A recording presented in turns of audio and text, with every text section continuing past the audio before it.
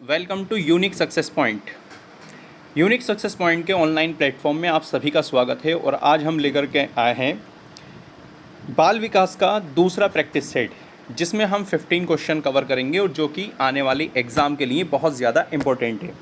तो जल्दी से वीडियो को ज़्यादा से ज़्यादा शेयर कर दें और चैनल को सब्सक्राइब कर लें। तो पहला क्वेश्चन देखें, बिना समय गवाए हम पहले क्वेश्चन की ओर चलते हैं।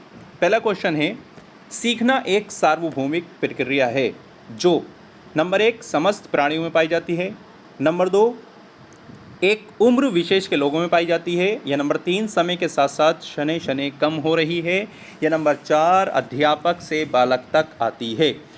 तो बताएं दोस्तों, इसका पहले का आंसर क्या हो जाएगा। तो सीखना एक सार्वभौमिक प्रक्रिया है जो समस्त प्राणियों में पाई जाती है, यानी कि इसका ऑप्शन नंबर 1 हमारा करेक्ट हो जाएगा। तो इसे दोस्तों हम डिटेल में जानते हैं जल्दी से कि सीखना एक ऐसी सार्वभौमिक प्रक्रिया है जो जीवन पर्यंत चलती रहती है, जिसके द्वारा हम कुछ ज्ञान प्राप्त करते रहते हैं या अर्जित करते रहते हैं और जिसके द्वारा हमारे व्यवहार में परिवर्तन होता है। ये प्रक्रिया समस्त प्राणियों में पाई जाती है और जन्म के तुरंत बाद ही व्यक्ति सीखना प्रारंभ कर देता है। तो पहले वाले का जो ऑप्शन हो जाएगा वो ऑप्शन नंबर फर्स्ट करेक्ट हो जाएगा। इसी के साथ में क्वेश्चन नंबर सेकंड की ओर चलते हैं।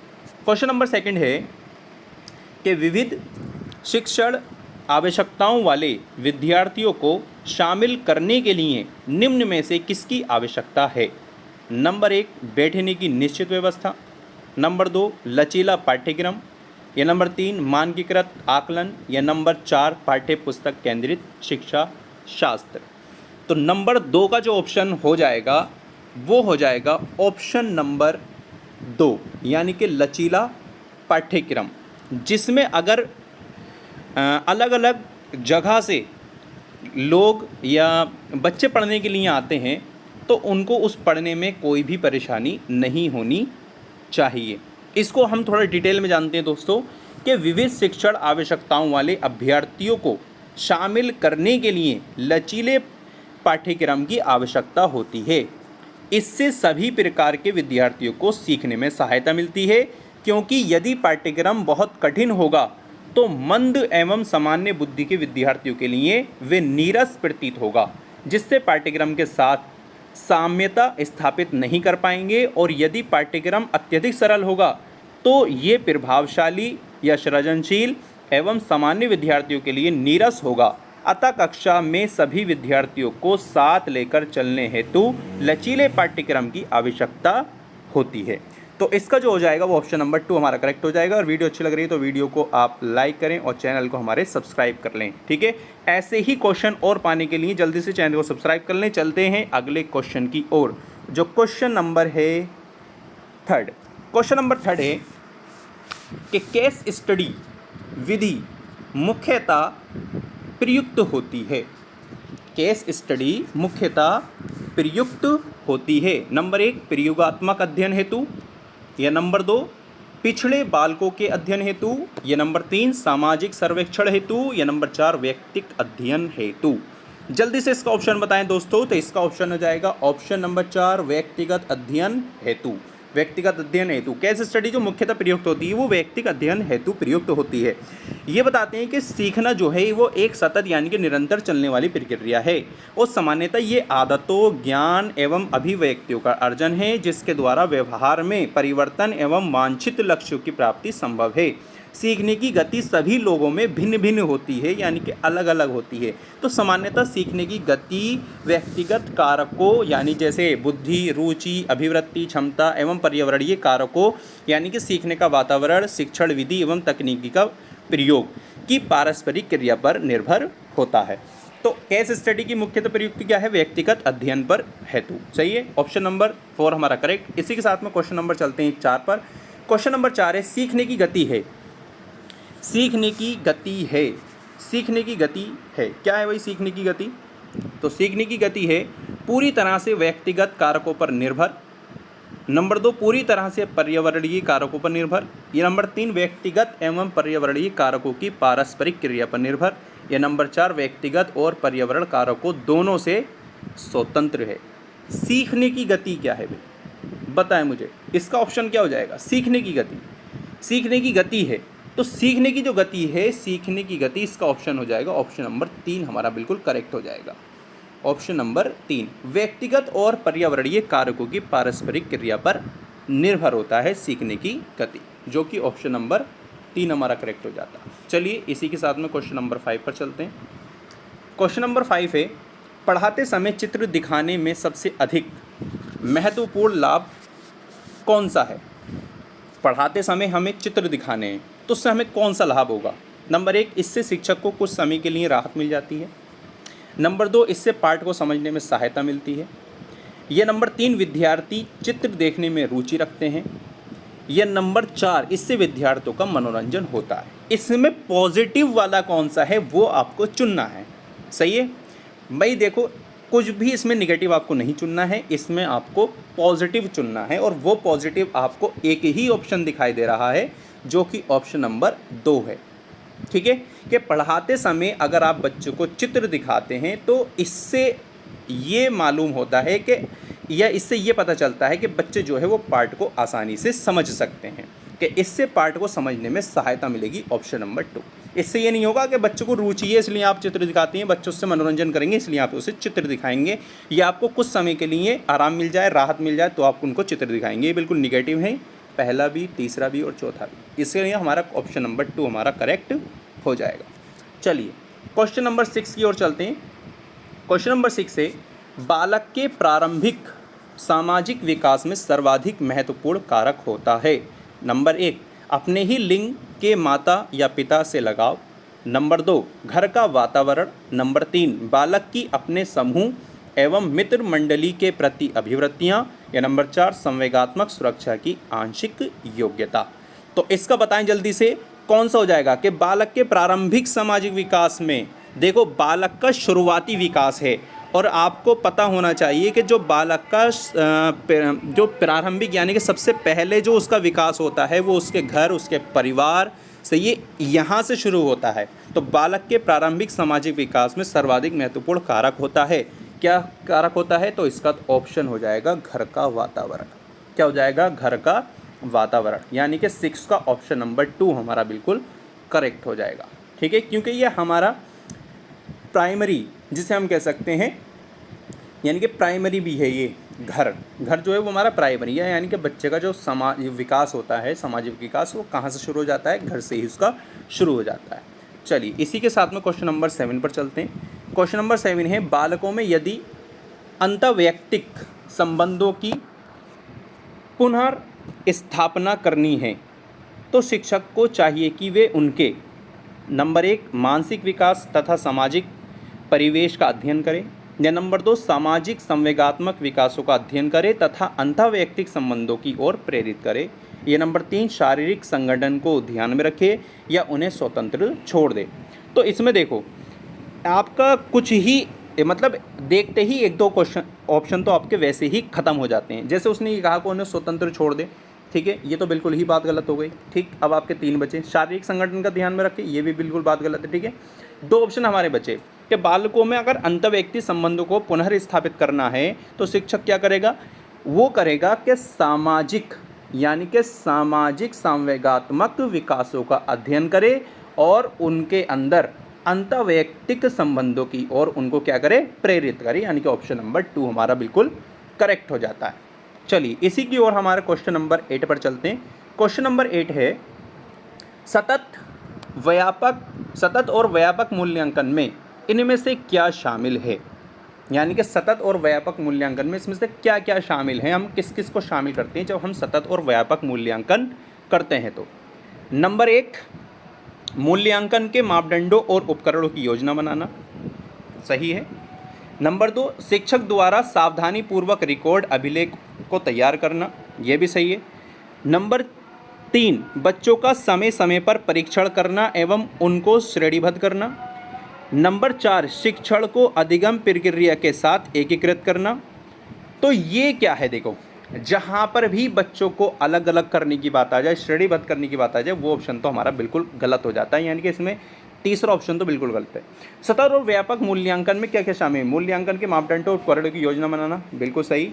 शिक्षक द्वारा सावधानीपूर्वक रिकॉर्ड अभिलेख तैयार करना, बिल्कुल सही। शिक्षण को अधिगम प्रक्रिया के साथ एकीकृत करना, इसका जो ऑप्शन हो जाएगा वो ऑप्शन होएगा ऑप्शन नंबर फर्स्ट हमारा करेक्ट हो जाएगा। पहला, दूसरा और चौथा हमारा बिल्कुल करेक्ट हो जाएगा। तो सतत और व्यापक मूल्यांकनों में ये शामिल है, तीसरा वाला हमारा शामिल नहीं है। इसी के साथ में हमारा क्वेश्चन नंबर चलते हैं क्वेश्चन नंबर 9 की ओर। क्वेश्चन नंबर 9 है कि लॉरेंस कोलबर्ग, ठीक है, क्वेश्चन नंबर 9 क्या है? लॉरेंस कोलबर्ग द्वारा प्रतिपादित नैतिक विकास की किस स्तर पर व्यक्ति ये तर्क देते हैं कि केवल समाज ही तय कर सकता है कि क्या सही है क्या नहीं। नंबर 1 आज्ञा पालन एवं दंड अभिविन्यास, नंबर 2 अच्छा लड़का अच्छी लड़की अभिविन्यास, नंबर 3 अधिकारिता एवं सामाजिक क्रम व्यवस्था अभिविन्यास, या नंबर 4 सार्वभौमिक नैतिक सिद्धांत अभिविन्यास। ठीक है, तो इसे हम थोड़ा डिटेल में जानते हैं।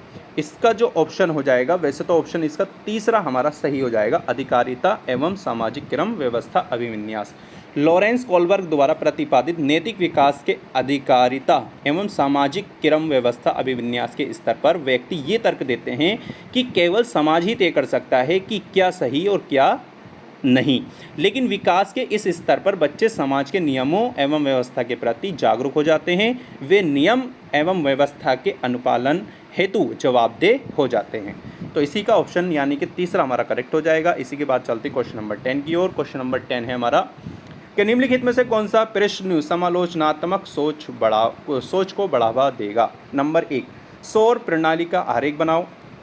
नंबर 2 328 को 984 से गुणा करो। नंबर 3 शिक्षा का अधिकार अधिनियम किस वर्ष में पारित किया गया। यह शहरीकरण और वैश्वीकरण के विभिन्न सामाजिक आर्थिक स्तर के लोगों पर अलग अलग प्रभाव का विश्लेषण करें। बताइए समालोचनात्मक सोच को कौन सा इसमें से प्रश्न ऐसा है जो बढ़ावा देगा। तो इसका ऑप्शन हो जाएगा ऑप्शन नंबर 4 हमारा बिल्कुल करेक्ट हो जाएगा। ठीक है, कि शहरीकरण और वैश्वीकरण के विभिन्न सामाजिक आर्थिक स्तर के लोगों पर अलग अलग प्रभाव का विश्लेषण करना, ये समालोचनात्मक सोच को बढ़ावा देगा। ऑप्शन नंबर 4 हमारा करेक्ट हो जाता है। इसी के साथ में हम चलते हैं क्वेश्चन नंबर 11 की ओर।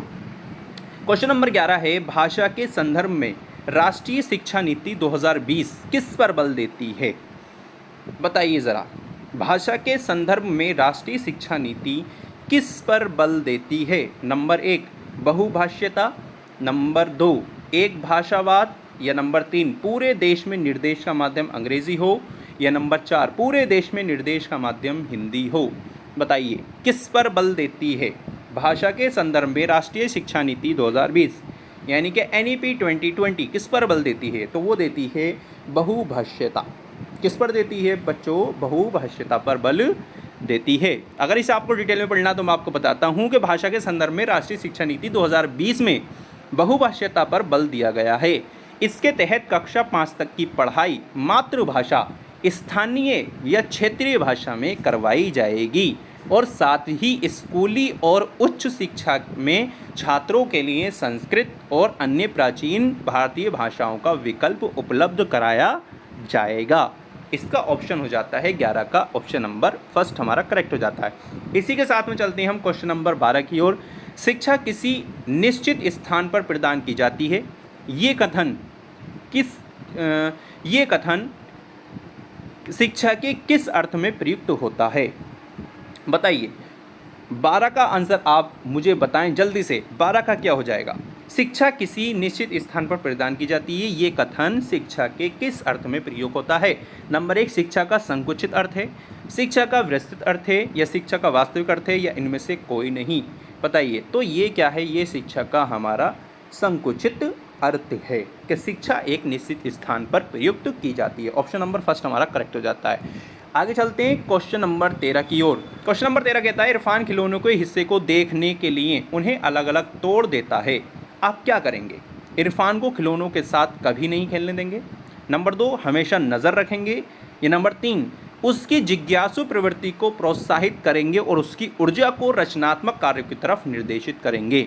नंबर 4 उसे ये समझाएंगे कि खिलौने कमज़ोर होते हैं, उसे तोड़ना नहीं चाहिए। बताइए 13 का ऑप्शन मुझे चाहिए। 13 का ऑप्शन आप बताइए कि इरफान भाई खिलौने को हिस्सों में देखने के लिए उसे अलग अलग तोड़ देता है। तो हमें क्या करना है, उसकी जिज्ञासा को जानना चाहिए कि भाई ये बच्चा चाहता क्या है, और अगर वो जो चाहता है हमें उसी की ओर उसे प्रोत्साहित करना चाहिए, उसे आगे बढ़ाना चाहिए। तो इसके हिसाब से तो भैया ऑप्शन नंबर 3 हमारा करेक्ट हो जाता है कि उसकी जिज्ञासा प्रवृत्ति को प्रोत्साहित करेंगे और उसकी ऊर्जा को रचनात्मक कार्यों की तरफ निर्देशित करेंगे। ऑप्शन नंबर 3 हमारा करेक्ट हो जाता है। इसी के साथ में चलते हैं क्वेश्चन नंबर 14 की ओर। क्वेश्चन नंबर 14 है, विकास के मुख्य रूप कौन से नहीं हैं? बताइए, विकास के मुख्य रूप कौन से नहीं हैं? नंबर 1 शारीरिक विकास तथा मानसिक विकास, ये नहीं है। या नंबर 2 संवेगात्मक विकास तथा सामाजिक विकास, ये नहीं है। या नंबर 3 नैतिक विकास तथा चारित्रिक विकास, ये नहीं है। या जनसंख्या विकास या भूमि विकास। तो आप जानते हैं विकास के मुख्य रूप कौन कौन से हैं? ये तो सभी जानते हैं। विकास के मुख्य रूप शारीरिक विकास, मानसिक विकास, ये भी है। संवेगात्मक विकास, सामाजिक विकास, ये भी है। नैतिक विकास और चारित्रिक विकास, ये भी है। ये कोई विकास नहीं है, जनसंख्या विकास और भूमि विकास। ठीक है, इसका ऑप्शन इसमें पूछा था आपसे दोस्तों नहीं, तो नहीं वाला यानी कि चौथा ऑप्शन हमारा बिल्कुल करेक्ट हो जाता है। चलिए, इस वीडियो का और इस क्लास का ये लास्ट क्वेश्चन है। अगर आपको वीडियो अच्छी लगी है तो प्लीज़ वीडियो को लाइक और चैनल को सब्सक्राइब करना आप ना भूलें। ठीक है, और अपने फ्रेंड्स, अपने रिलेटिव में ज़्यादा से ज़्यादा वीडियो को शेयर करें। ठीक है, चलिए चलते हैं फिर क्वेश्चन नंबर 15 की ओर। क्वेश्चन नंबर 15 है कि नंबर 1 शिक्षा कथन क्या दे रखा है? एक तो कथन है इसमें और दूसरा है कारण। कथन क्या है? शिक्षा ढांचे में शैक्षणिक अवबोध के अतिरिक्त छात्रों की सामाजिक संवेगात्मक आवश्यकताओं पर ध्यान दिया जाना चाहिए। और कारण क्या है? संज्ञान में संवेग महत्वपूर्ण भूमिका रखते हैं। बताइए, ये कह रहे हैं कि पहला क्वेश्चन क्या है? पहला ऑप्शन है आपका कि ए और आर दोनों सही हैं और आर ए की सही व्याख्या करता है। नंबर 2 क्या है? ए और आर दोनों सही हैं लेकिन आर ए की व्याख्या नहीं करता। ए सही है लेकिन आर गलत है। ए और आर दोनों गलत हैं। बताइए इसमें कौन सा? देखिए, पहले कथन पढ़िए। ए शिक्षा ढांचे में शैक्षणिक अवबोध के अतिरिक्त छात्रों की सामाजिक संवेगात्मक आवश्यकताओं पर ध्यान दिया जाना चाहिए। ये बात तो सही है कि ध्यान दिया जाना चाहिए। तो फिर कारण क्या है? कारण है संज्ञान में संवेग महत्वपूर्ण भूमिका निभाते हैं। ये भी बात बिल्कुल सही है और दोनों बातें इन्होंने बिल्कुल सही कही हैं। तो इसका मतलब ए और आर दोनों सही हैं और आर ए की सही व्याख्या करता है, यानी कि ऑप्शन नंबर हमारा फर्स्ट करेक्ट हो जाएगा। तो चलती है मिलते हैं अगली वीडियो में। तब तक के लिए धन्यवाद।